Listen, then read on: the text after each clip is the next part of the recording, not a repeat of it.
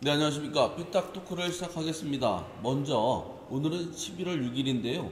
어제 청주 예술의 전당 대공연장에서 직지별 콘서트가 있었습니다. 많은 분들이 와주셔서 감사드리고 재능 기부해 주신 분들 너무 감사드립니다.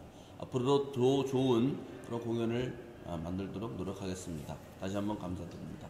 자, 그럼 오늘 삐딱 토크를 같이 진행하실 분들을 소개하겠습니다.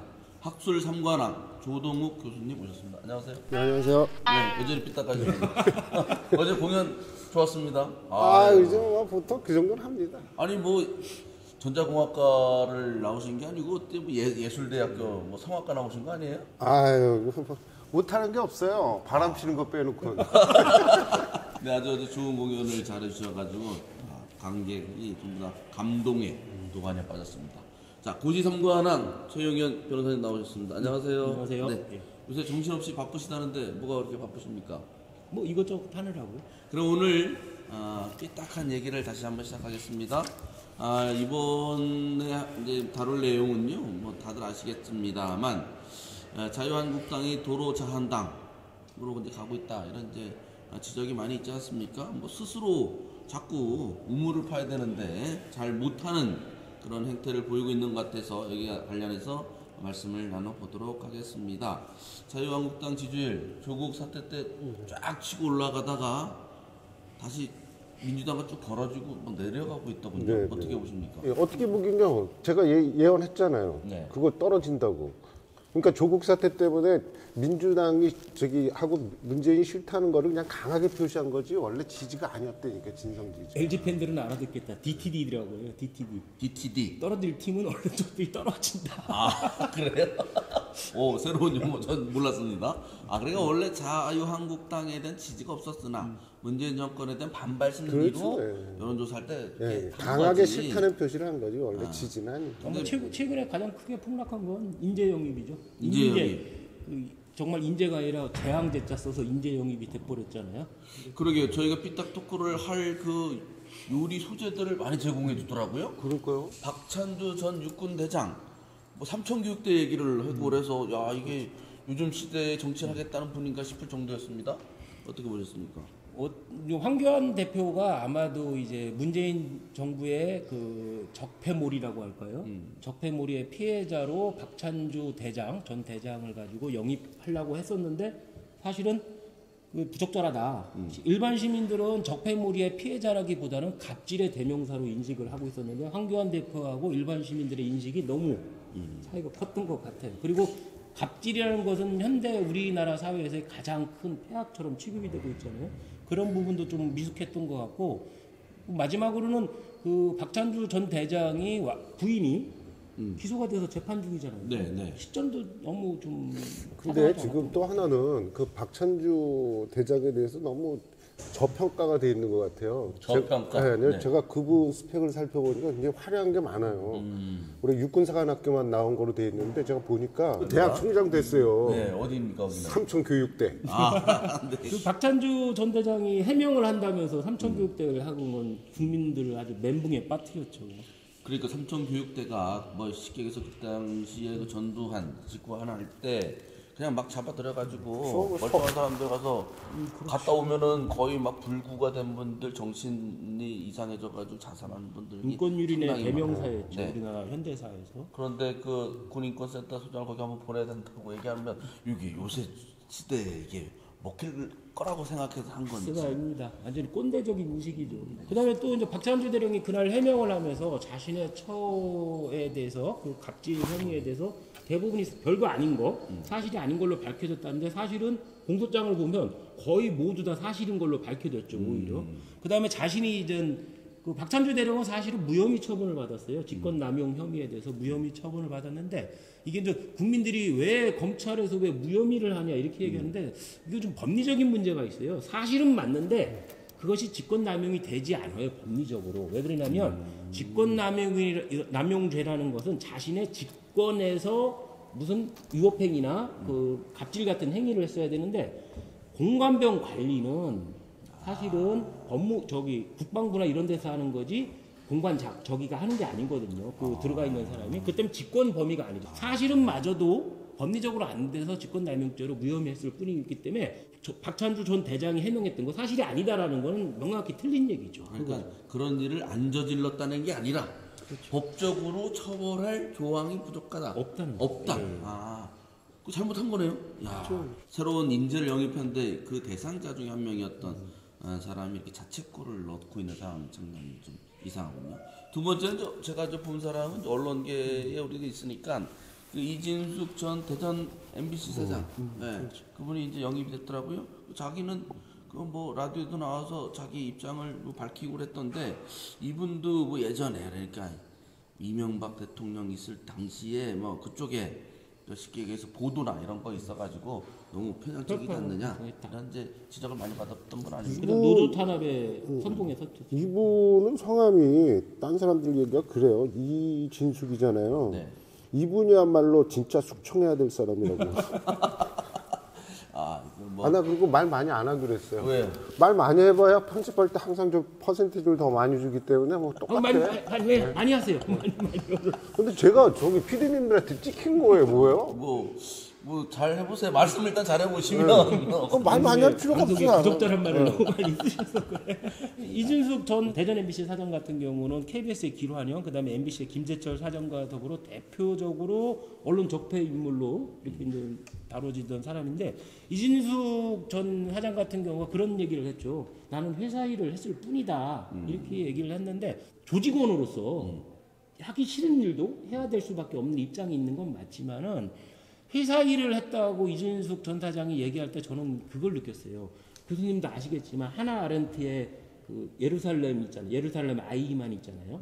그 유대인을 숙청했던 엄청나게 참혹하게 살해했던 아이만이 법정에서 그런 변명을 했잖아요. 나는 회사 일을 열심히 했을 뿐이다. 회사 일이 아니라 나라 일을 상부에서 주어진 일을 했을 뿐이다라고 했는데 그거랑 똑같은 거죠.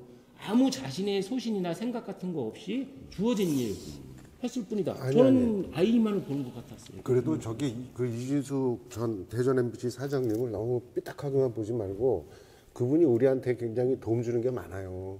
어떤 면에서? 저는 그분이 이렇게 빨간 옷 입고 서 있는 거 보니까 밥맛이 떨어져 갖고 다이어트에 도움이 되더라고요.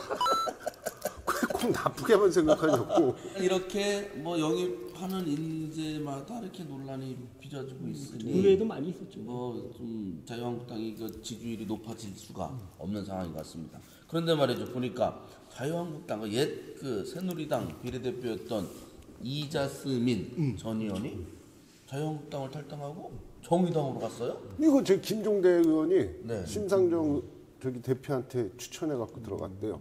그런 겁니까? 또 한 분 있더라고요. 해군제도, 해군 야, 준장이신 네. 이병록 준장도 글로 네, 전부 거죠 김종대가.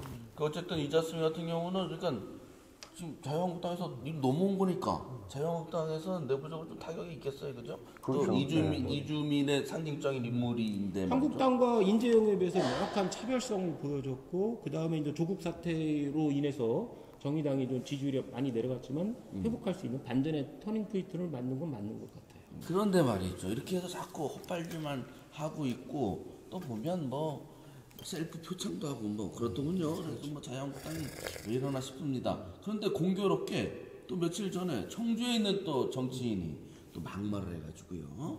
아주 또 충격적인 사건이 있었습니다. 황영호 전 청주시 의회 의장, 지금 자유한국당 청원 조직위원장이죠. 임명된 지 일주일 만에 문재인 대통령 보고 미친놈이라고 또 연설해서 말을 해가지고 미친 논란을 자초했어요. 근데 그분이 원래 그렇게 막말하고 그러는 네, 그런 스타일 아닌데 튀려고. 글쎄 뭐 본인은 뭐 엄격결에 연설하게 되어서 뭐 이렇게 됐다고 하는데 그렇다고 하더라도 자기의 주가를 올리는 것은 막말로 해서 되는 게 좀 아니죠. 지금 상당공원 집회 때 그 황영호 의장하고는 사실 좀 친한 사이입니다. 근데 오늘은 조금 까야 되겠습니다. 근데 거기 막말 이렇게 막 하시는 거 보고 느끼는 게 이분들이 하는 정치는 딱 그런 것 같아. 엄마가 좋아, 아빠가 좋아. 네? 걔가 좋아, 문재양이 좋아, 내가 좋아. 이런 식이잖아요, 그죠? 이러다 보면 사람들이 어떻게 한 줄 알아요? 할머니가 좋아. 이럴 수도 있어요. 옆집 아니, 영희가 옆집 좋아. 아저씨가 좋아. 그럼 이미 가는 거예요. 국민이 갈라졌어도 그걸 갖다 부모님이 좋지. 이렇게 끌고 가는 게 성숙된 정치인이지. 그래. 이분법으로 그래 계속해서 뭐 하는 짓이에요. 그래.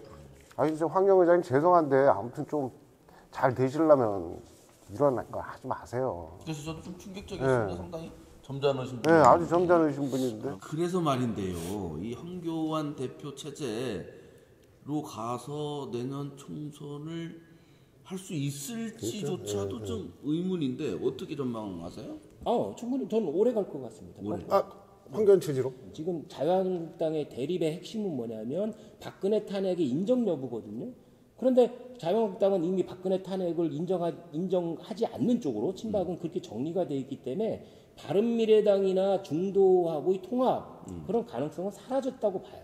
그렇기 때문에 꽤 오래 갈 거고 거기에 이제 대안이 될 만한 게 홍준표 전 대표 이 정도가 계속 옆에서 딴지를 걸고 있지만 사실은 자유한국당의 대부분의 의원들은 황교안보다 홍준표가 더한 X다 이렇게 인식을 하고 있기 때문에 황교안 체제가 꽤 오래 갈 것 같아요. 그분 체제로 해서 총선에서 뭐 표 좀 얻겠어요? 지금 인재 영입도 뭐 이런 식으로 하고 다만 있는데. 이제 12월 달에 네. 자유한국당의 공천 기준이 발표가 네. 되잖아요. 그러면은 황교안 체제를 구축하려면 다수를 쫓아내야 되거든요. 공천 기준을 강하게 해서.